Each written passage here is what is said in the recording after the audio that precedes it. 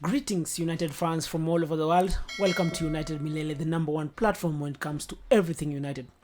So today we're going to discuss the latest in regards to Andre Onana and Rasmus Hoijlund. We're also going to discuss a few rumors around Safian Amrabat, and then we're going to see if Manchester United is close on having a deal on anyone. We're going to learn that in a few. So let's go.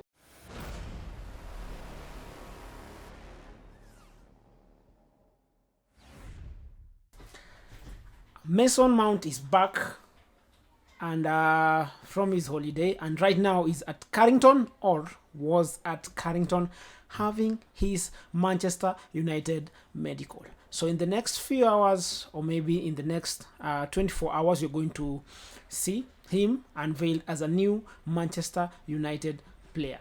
You know, when they come to Carrington, there are a lot of medical tests that happen, and then after that is done, they have to take some videos, they're unveiling videos and some photos. So maybe if they are done by now doing the medical, we're also going to give the editors and the photographers some time to edit the photos and the videos so that they can do a good unveiling video. So we're going to wait in the next few hours, or in the next possibly 24 hours, you're going to see Mason Mount in a Manchester United jersey. In other news, I want to discuss about Rasmus Hoijlund. So Rasmus Hoijlund, the Atalanta wonder kid that we've been trying to sign for him to come to Manchester United, is a forward, and last season he scored 10 goals in 38 games and 2 assists.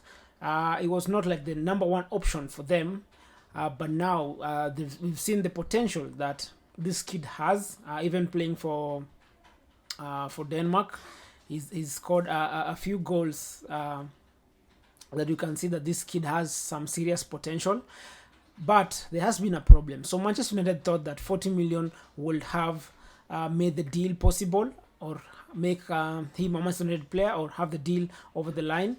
But now I've heard news from Italy saying that Manchester United need to at least give around 60 million euros for them to even think of signing Rasmus Hoijlund. And now this will complicate things, because our number one priority this season was to get a forward. We've seen that last season we've had problems of our forwards not scoring. That is Weghorst, Anthony Martial.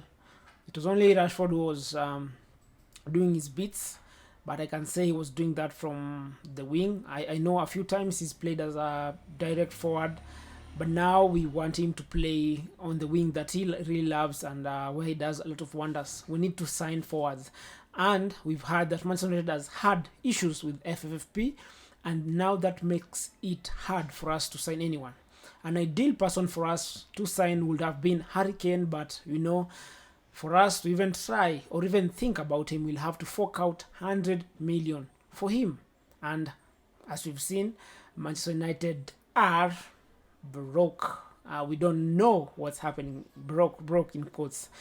We don't know what's happening behind the scenes. The Sheikh Yassim takeover has not been announced yet. We're not even sure what's happening on that.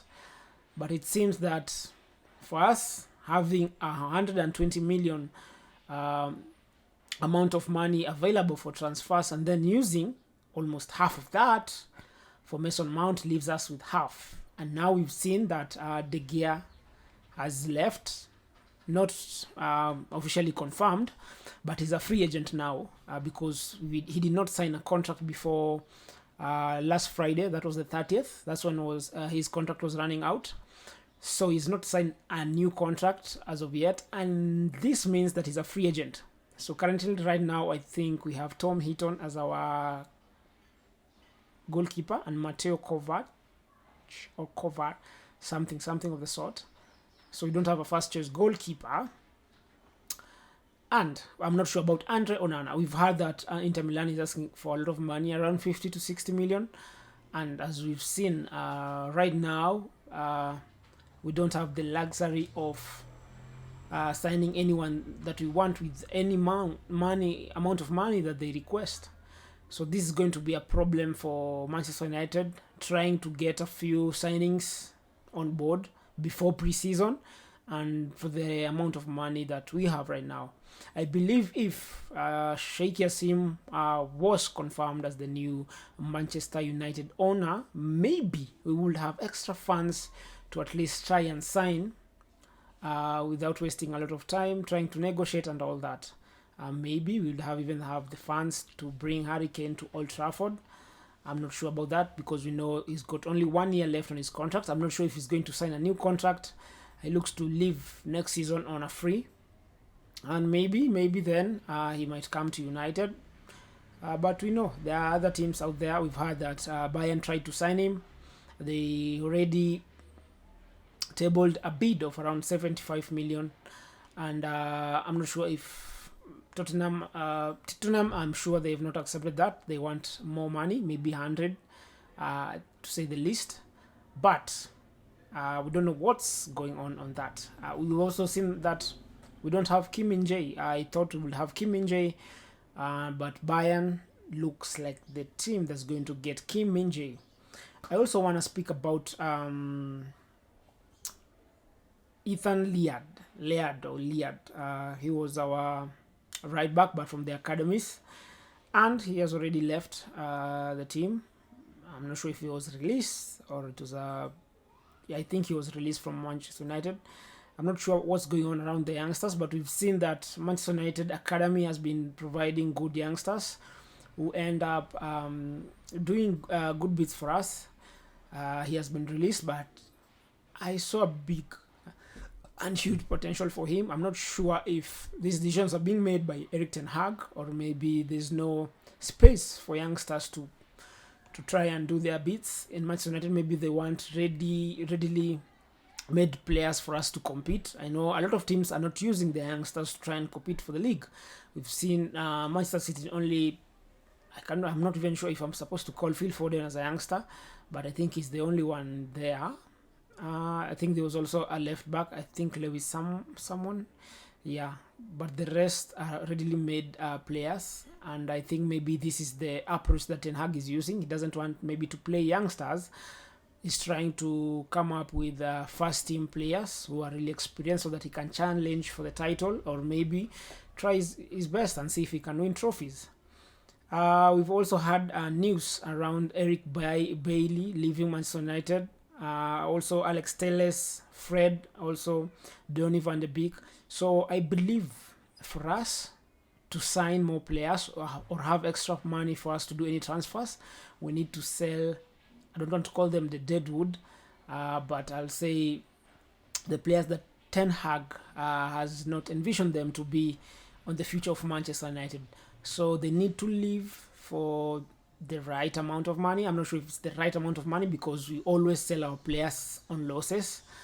I think maybe it's only Daniel James that we made a profit on, but the rest have been always selling at a loss.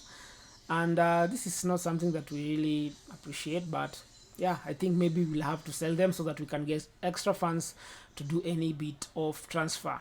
I also want to speak about Mason Greenwood. We've had news that he might be back for Manchester United because on the jerseys, I think the number 11 says that Greenwood is the one who is going to wear it.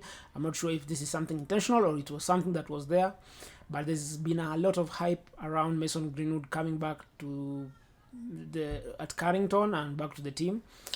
We've even had reports that Ten Hag is ready to welcome him back, and also some of the team players are supporting him to be back. But I believe he might go on loan, and we've seen reports as of yesterday that Mourinho wants him to go on loan at Roma to be reunited with him so that they can do something around that. I'm not sure what's the best way for Manchester United to handle this. Sell him, loan him, or maybe play for Manchester United.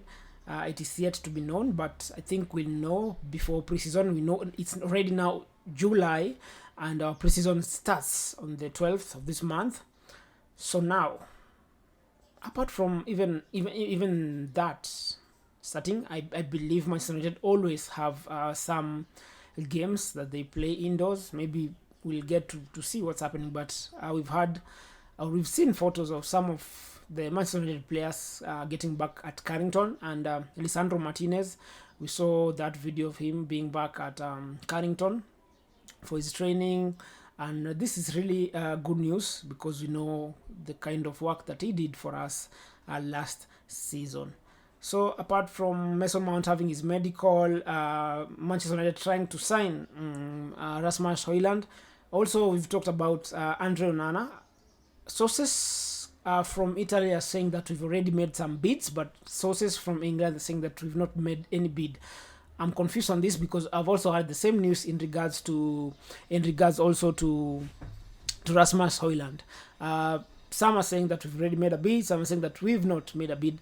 I've heard Fabrizio Romano a few minutes ago saying that Manchester United have not made any bid for Rasmus Hoijlund, and we're not sure the sources that are saying this, but we know always when the transfer window is open, there's a lot of rumors. Sometimes journalists from one side of the area, we've seen also this with the takeover. We are hearing news that Manchester United have won the bidding war on the takeover. Sheikh Yassim has won the bidding war for Manchester United, but then these news are coming from Qatar, but not in England. So yeah, I think there's a bit of confusion, or maybe not the right information in regards to Manchester United making a bid for Andre Onana or also Rasmus Hoijlund. I'm not sure what's going on, but in a few maybe days, I don't want to say weeks because preseason starts and we need to have a goalkeeper, if it's Andre Onana or the Feyenoord goalkeeper that we've had news that also Manchester United are trying to target him, or also a new forward like Rasmus Hoijlund. He was supposed to be like the second choice forward because the initial plan was to sign 2 forwards for Manchester United. I think now we're not going to have to sign the first one. It was either Osimhen or Harry Kane.